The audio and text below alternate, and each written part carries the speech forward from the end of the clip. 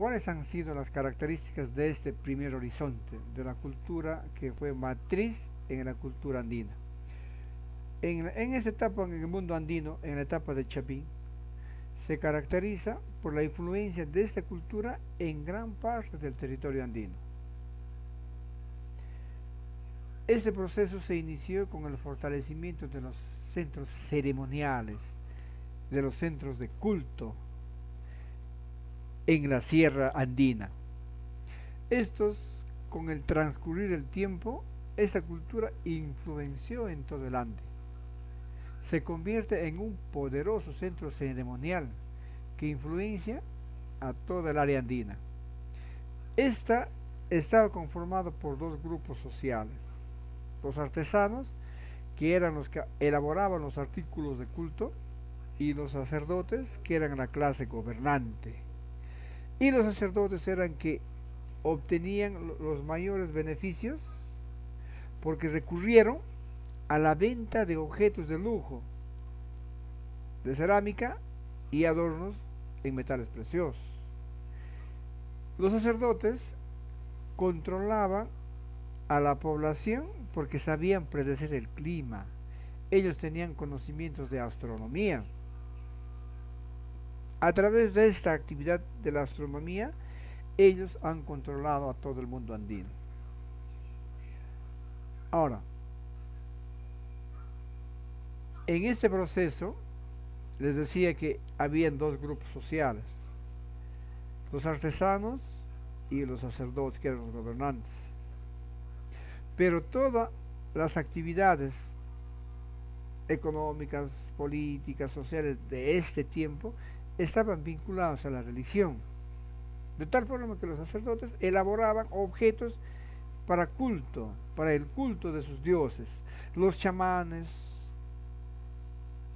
que eran los que se comunicaban con Dios, todas esas actividades se orientaban al aspecto religioso. Por lo tanto, Chavín se ha convertido en esa época en el centro ceremonial más importante y tenía prestigio. Es así como ellos consolidan el poder, porque logran influenciar a otros territorios del área andina. Por eso, de esta manera se origina el primer horizonte en el proceso de desarrollo de las culturas andinas que van a venir después. Ahora, ¿cómo se originó Chavín? Julio César Tello, un arqueólogo, nos dice que él lo considera a Chavín la cultura matriz del Perú.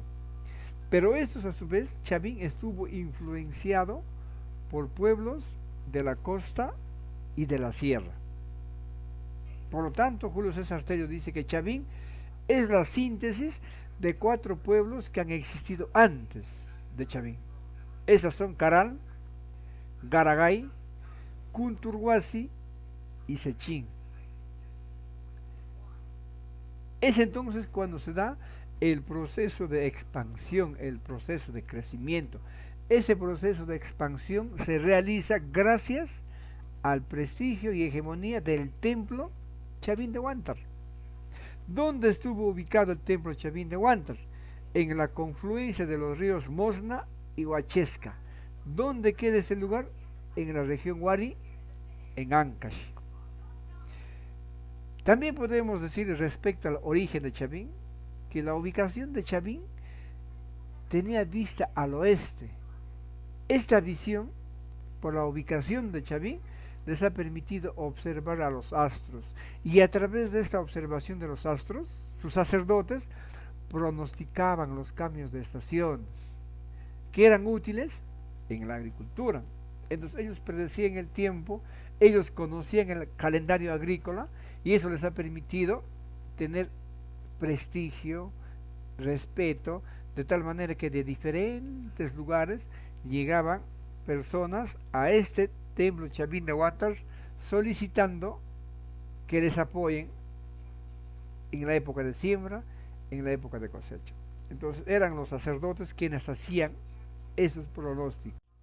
Ahora, ¿cómo ha sido la difusión del templo Chavín? El templo Chavín tuvo influencia, pero religiosa, en todo el mundo andino. A Chavín de Huántar llegaban peregrinos de diferentes regiones. Esto ha permitido a Chavín organizar un gobierno, un estado teocrático. En Chavín no gobernaban los militares, gobernaban los sacerdotes. Por eso se dice que tenía un estado teocrático. Ahora, la influencia de Chavín llegó por el norte hasta Lambayeque y Chiclayo, y por el sur hasta Ica y Ayacucho. Estos sacerdotes controlaban el poder político por la influencia religiosa de sus sacerdotes. Estos sacerdotes han utilizado sus conocimientos en astronomía, y las imágenes que construían en la cerámica los artesanos, todas estas imágenes infundían terror. Por eso se dice que también tenía un aparato psicoterrorífico. Las imágenes infundían temor. Por, ahora, las características de Chavín han sido entonces determinantes para su expansión y su crecimiento. Por eso se dice que Chavín fue la cultura matriz de la cultura andina.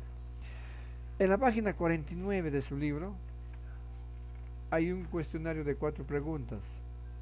La primera pregunta dice: de acuerdo al área de influencia de Chavín, ¿hasta dónde fue alcanzada su difusión? Por el norte hasta Lambayeque y Chiclayo, y por el sur Ica, Ayacucho, también Ecuador y Bolivia. ¿Cuáles serían las razones de la llegada de peregrinos al templo Chavín de Huántar?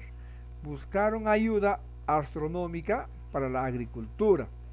3. ¿Qué características culturales se puede encontrar para determinar una región con influencia de Chavín?